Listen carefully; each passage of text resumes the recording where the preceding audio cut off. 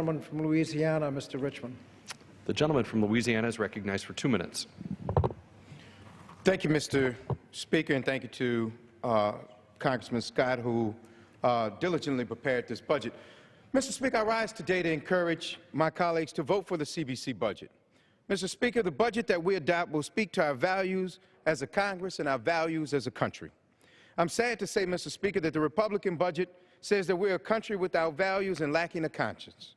The Republican budget makes severe cuts to Medicare, Medicaid, education, job training, and transportation so that it could fund tax cuts to the wealthy. I want to be crystal clear. The Republican budget is a financial hocus pocus that will not put us on a path to financial stability.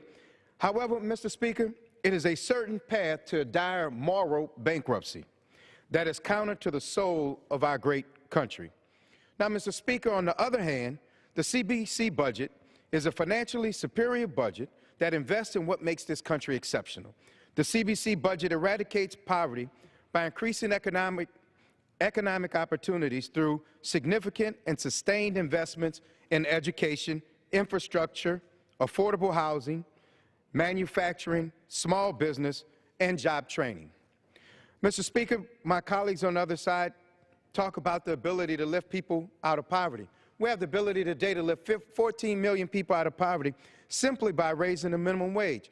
And if we create more minimum wage jobs, we're only increasing the number of people who will still live in poverty. Mr. Speaker, the Republican budget rewards those who make political contributions, and the CBC budget rewards those who contribute to society and the greater good. In closing, the CBC budget recognizes that working families in this country are getting shortchanged. So our budget tries to level the playing field and give more opportunities to those working families so that they can enjoy the economic prosperity that the investor class has enjoyed since our efforts to come out of the Great Recession. So with that, Mr. Speaker, I will yield back the balance of my time. And Gentleman from Louisiana's time has expired. Gentleman from Virginia, reserved.